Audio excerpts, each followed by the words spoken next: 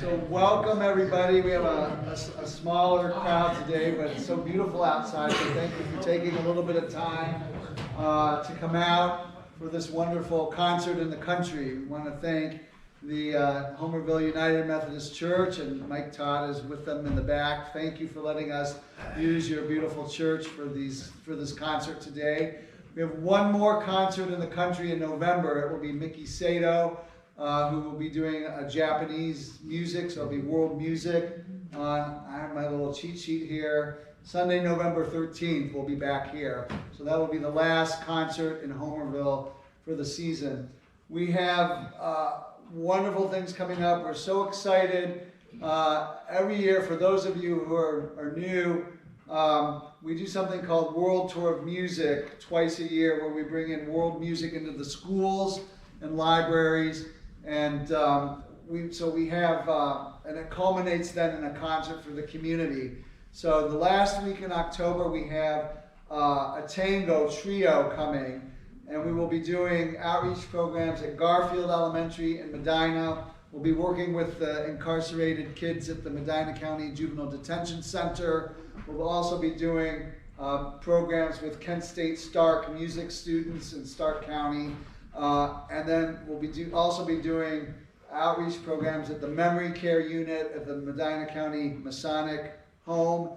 And then the culminating concert will be at the Western Reserve Masonic Community. They have a beautiful new, I don't want to say concert hall, but it's a concert area, and they've invited us to use their facility. So we're really excited about doing our first big concert for the general public there. So that's coming up. Our annual dinner is sold out, so we're excited. If you didn't book a ticket, I'm so sorry. You'll have to come next year to the annual dinner.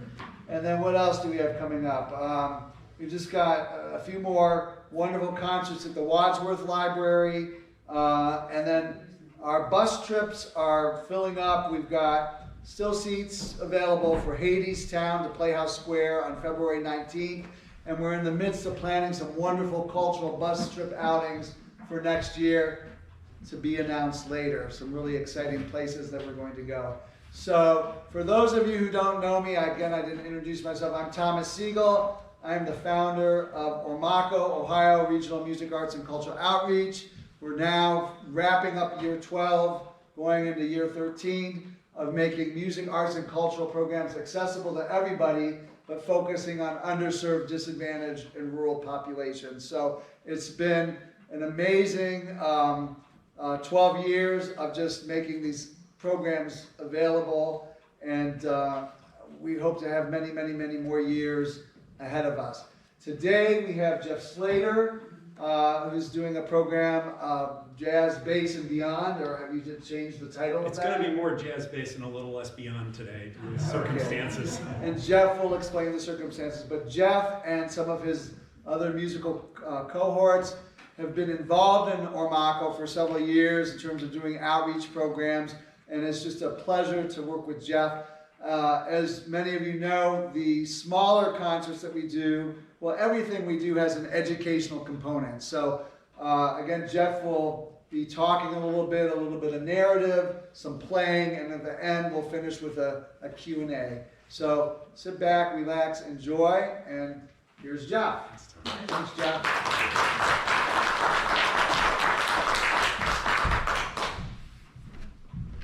All right, it takes me a minute to get set up. How many bass players are here? There's one. It's the other gentleman. Former bass player. How long have you been playing? 7 years. Nice. 6 Double years. bass? Stand-up bass and bass guitar. You double. Yeah. Right. Which I do as well, but you've noticed there's no double bass here today. So it's going to be this. It's been a bit of a week.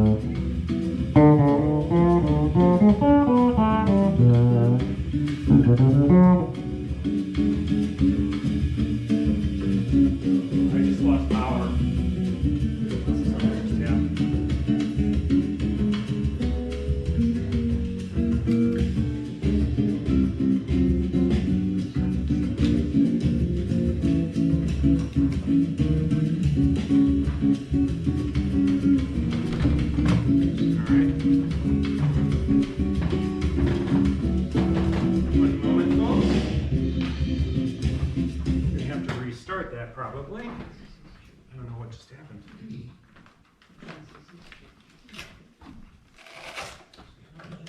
Are you getting power to it or no? Yeah. Trying to figure out what's coming up here.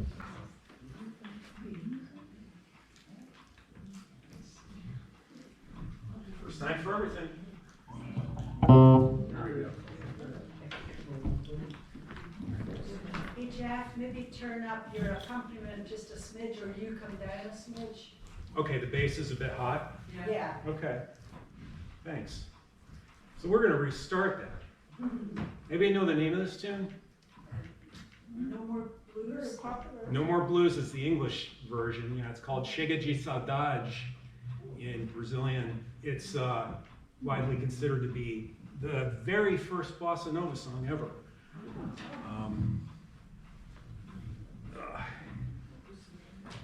All right, so I'm just going to start at the top again. Nobody minds, right? We came in late anyway. Great song. Great tune. Give me a chance to relax in.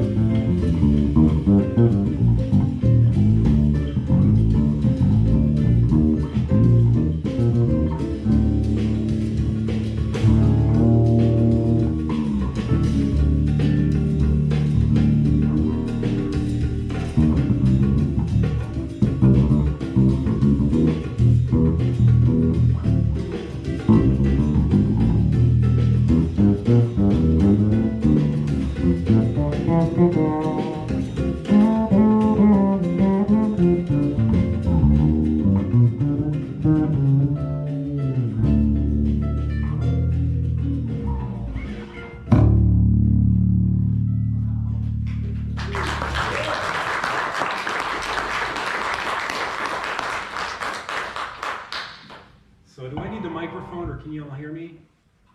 How's the volume? I don't want to yell. So yeah, Shega, No More Blues. 1958, I think it was. Let me check that.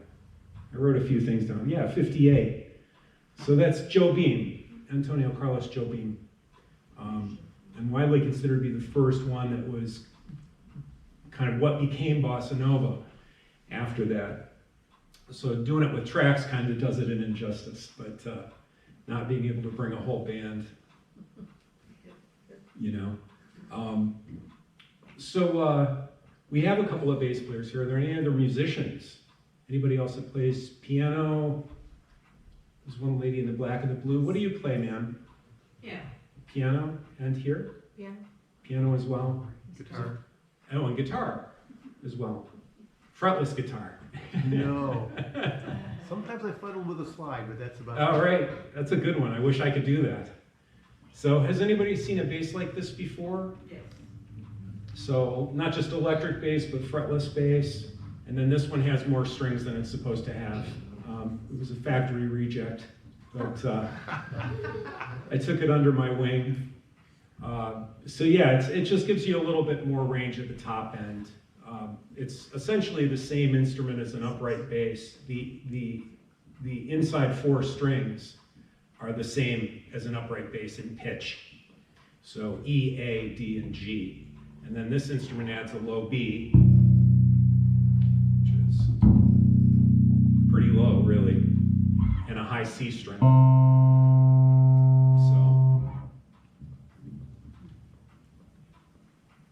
So this one's won by one of my favorite musicians of all time, called Toots Thielemans, who was a Brazilian guitarist who became kind of the world's first harmonica player to do jazz. And he just died a few years back, and this was his hit tune, which was called Bluesette.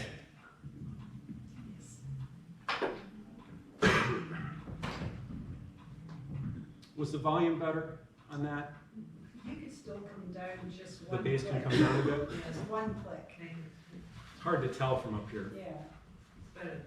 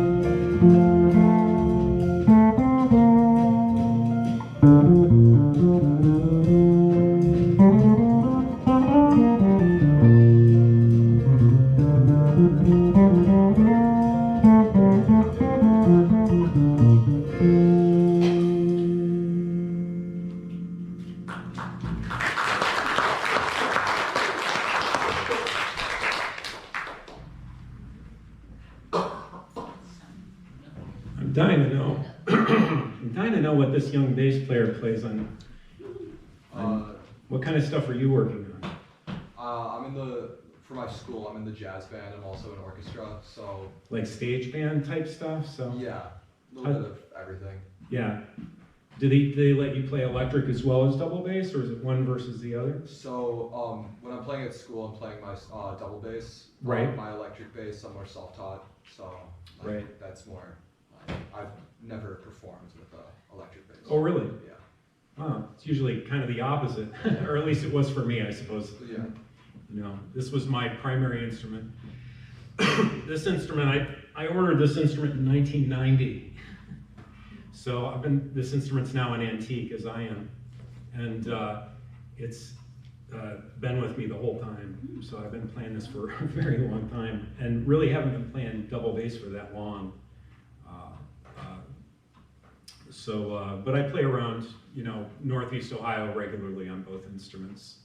Predominantly with the jazz scene, it's the double bass. Most people that prefer the double bass, but I like doing a lot of, fusion and that sort of stuff too. And we do some R&B and stuff as well, which if we have time, I'll get to that. I have one piece.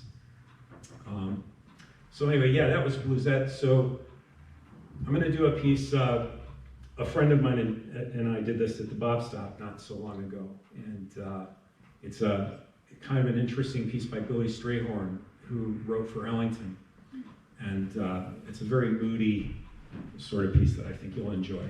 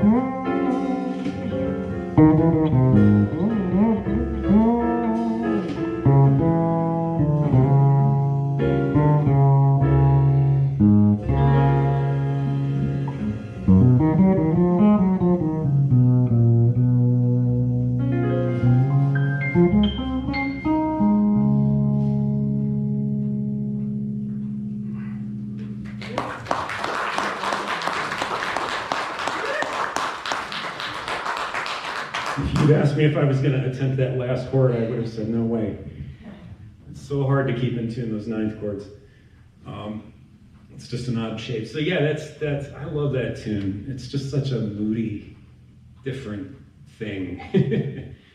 You know, most people, it's like jazz tunes. You don't go for that sort of thing, especially on this instrument.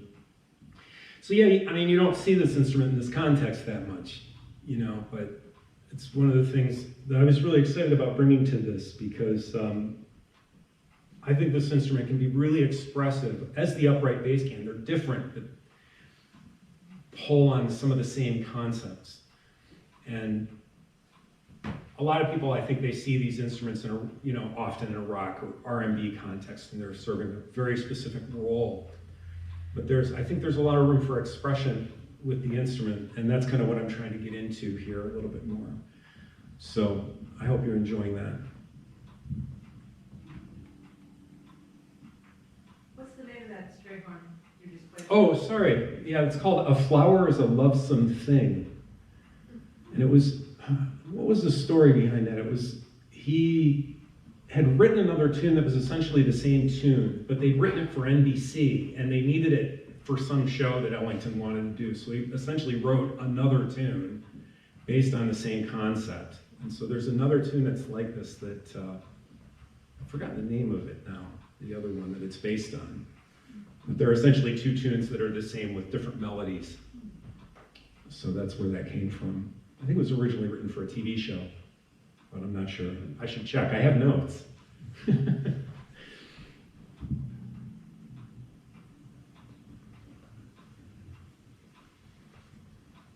I'm going to do a Bill Evans tune.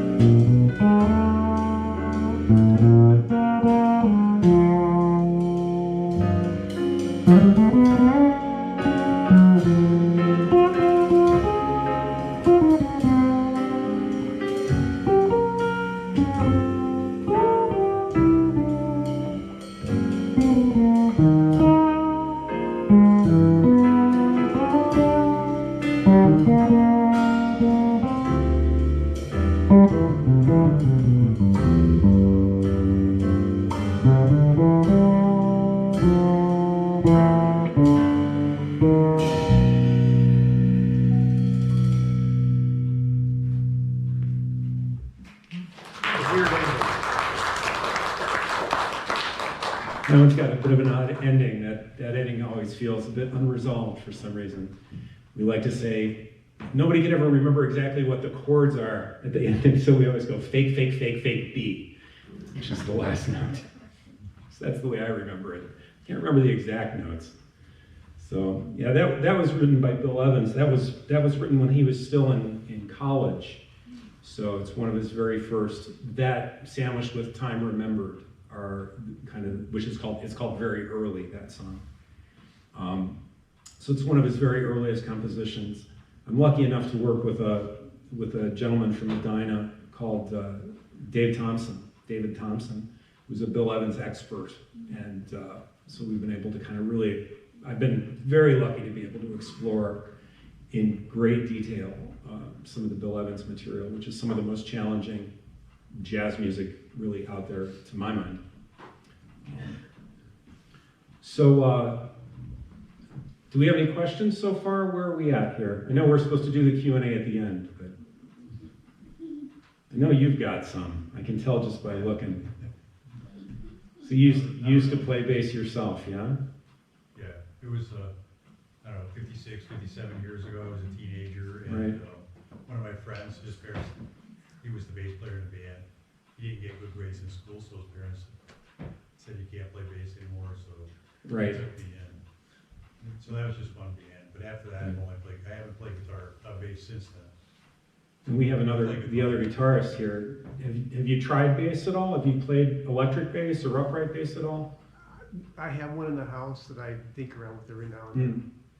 It's bigger, stretches on your fingers. Yeah, it's quite a bit of a stretch. I see. I'm sure you can tell. I think there's a lot of calisthenics here, trying to get across this big board. Of course, they make 5-string and 6-string uprights. They're not as common in the States, but you do see them a lot in Europe. 5-string particularly, especially for the larger works like Wagner and Bruckner and stuff, where they have the extra low strings. It's odd because in America usually we're right at the forefront of all of that, but you don't see those instruments here very often. But if you go see orchestras in mainland Europe, especially Germany, Amsterdam, and the like, Gewandhaus, in fact, if you go watch Gewandhaus Orchestra, I think they're all 5 strings, which is a really impressive sound if you get to hear it in person. It's very, very strong.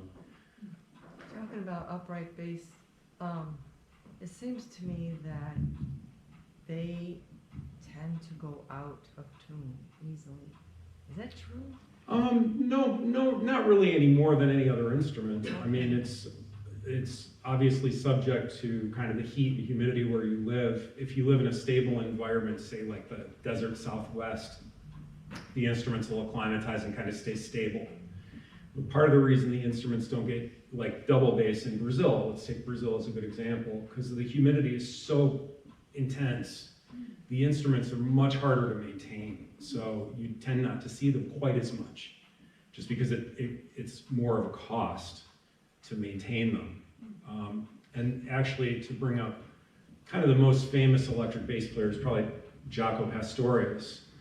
One of the reasons I picked up this instrument was Jaco was really big, kind of when I was starting out in the early '80s and mid '80s. And part of the reason Jaco found himself on electric was because he lived in Miami, Florida, and he had bought an upright, and it kept cracking on him, and he just couldn't afford the maintenance. So he switched to electric bass. He kind of never looked back. There's another wrinkle there, though. Jaco started as a drummer and had broken his wrist playing basketball, and his father said, well, why don't you take this up? It'll strengthen your wrist for drumming. And aren't we lucky to have that? One of the geniuses of the instrument, with no question, if not the genius, kind of often called the Jimi Hendrix of the bass, although I think that's kind of unfair to both people. So, any other questions about the instrument, about the pieces? No? All right, well, let's do, Jaco didn't write too many pieces. We're not left with very much, but I think his writing is really standing the test of time, probably maybe even more than his bass playing. is. His writing was phenomenal. So I'm gonna attempt a piece that everybody told me I shouldn't do. It's called Three Views of a Secret, which is maybe Jocko's most famous song. Done originally by Weather Report. Oh,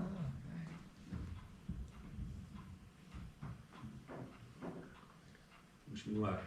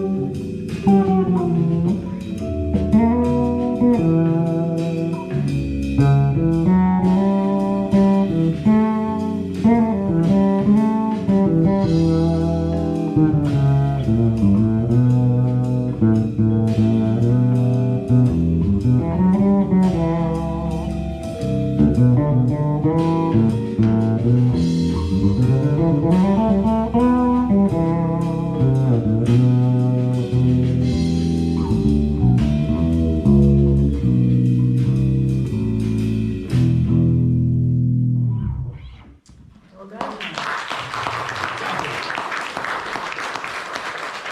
That's a tricky one. Three Views of a Secret. So, let's see.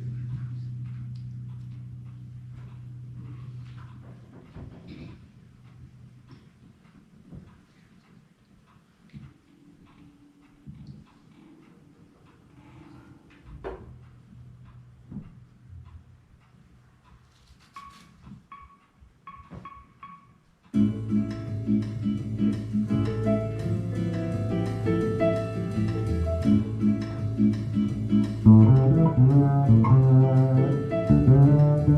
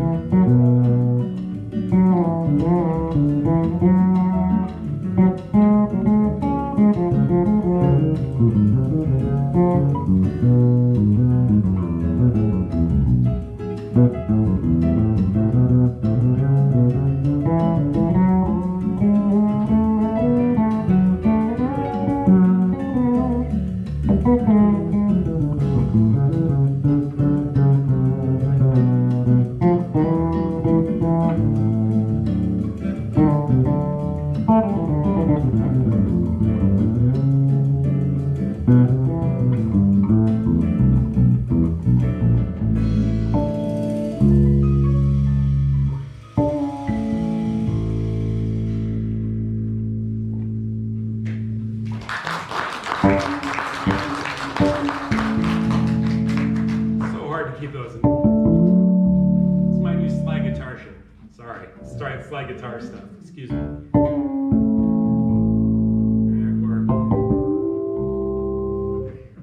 I can play all three. I can play all three country chords though. So that was called. That's another Joe Beam tune. Are you surprised?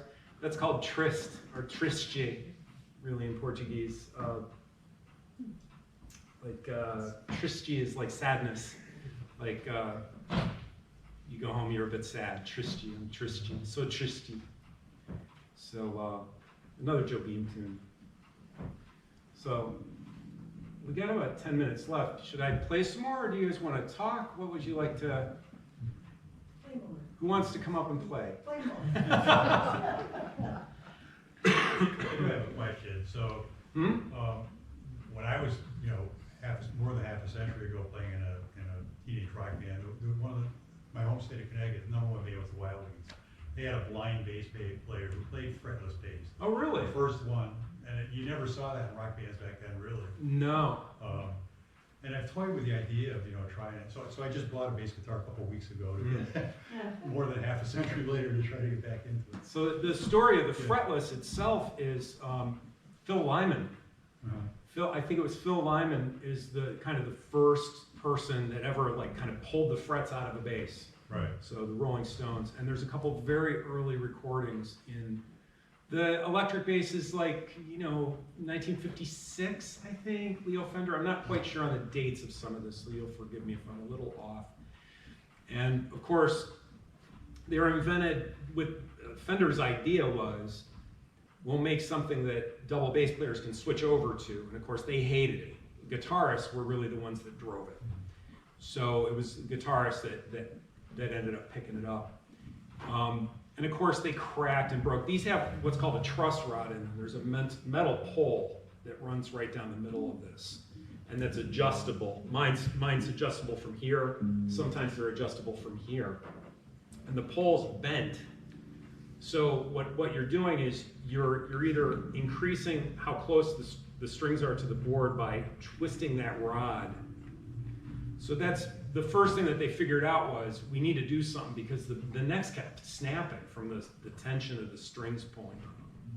And so that was another one of Fender's sort of inventions, was figuring out the truss rod. And so they became real stable. So those early, those 50s and 60s Fenders are highly sought after and extraordinarily expensive now. But one of the first people to pull them off was, I think it was Phil Lyman, who actually just, I don't know if they got drunk or whatever, and he had a bass that was kind of messed up, and he just pulled all the frets out of it and filled it with epoxy. And so that was the first fretless. It didn't start out like upright bass, where it was like, oh, let's make an instrument that looks like an upright bass. It was more like, let's make a low guitar. So that was the perspective, and then bass players sort of figured it out. And then there's a couple other players. Jocko, of course, was one of the earliest to pull his frets out. There's another guy from Britain called Percy Jones, who played with Phil Collins in the early. He's still around. He's in New York now. Great player. And he was another person that kind of pioneered, fretless as kind of its own thing.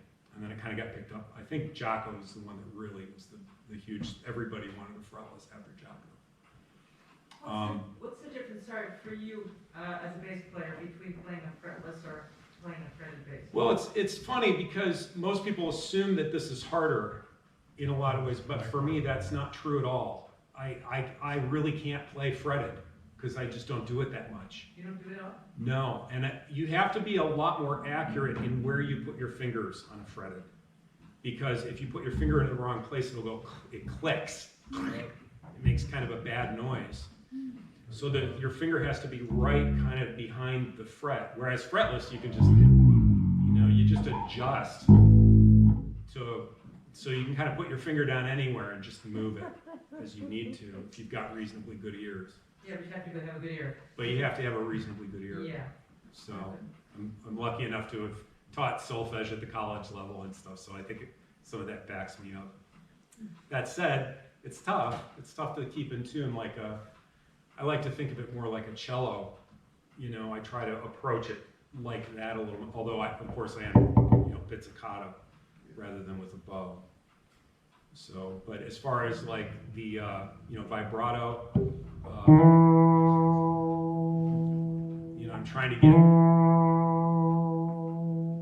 something like what a cello can get, trying to get that really wide and slow vibrato that you might hear somebody like Yo-Yo Ma or whatever. I'm trying to go after that sound as much as I can. Did that answer your question? Yeah. So. You ever play classical music with an electric bass? Yeah. We used to love to play the Bach two-part inventions with a friend that was a guitarist, and I had some stuff planned for this, but coronavirus interceded with me. And so there were some things I had planned for. I wanted to do some Bach stuff that just didn't make it. So if Tom's good enough to have me back, maybe we'll see if I can crash and burn that next time. My mom used to say, we'll burn that bridge when we get to it. Maybe not funny given the news, but so I've got one more little Jocko tune. This is kind of a little funk tune. This was written by Pee Wee Ellis from James Brown Band. It's called The Chicken, and Jocko kind of made it famous. So I thought I'd just leave you with a little funk, slightly different perspective on the instrument. This was a little bit loud, so I'll try not to kill you here.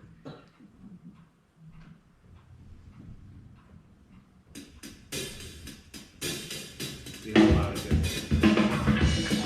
I'm gonna restart that one. Just get the balance right here. This one was a little bit hot in rehearsal.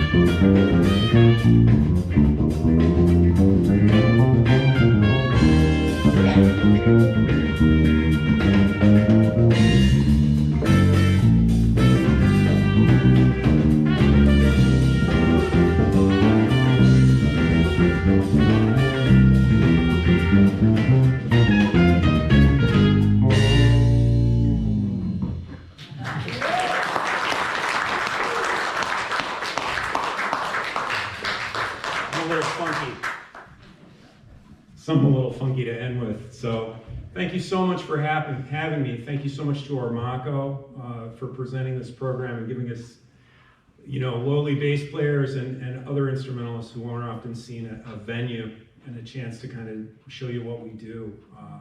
I love playing my instrument, and I love a chance to kind of, often when you're playing at the Bop Stop, you get a chance to take a solo or two, but you don't get a chance to kind of show people what you're capable of or what you love about your instrument. So please support Ormaco.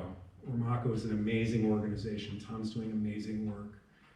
Spread it far and wide, please. Thank you very much for having me.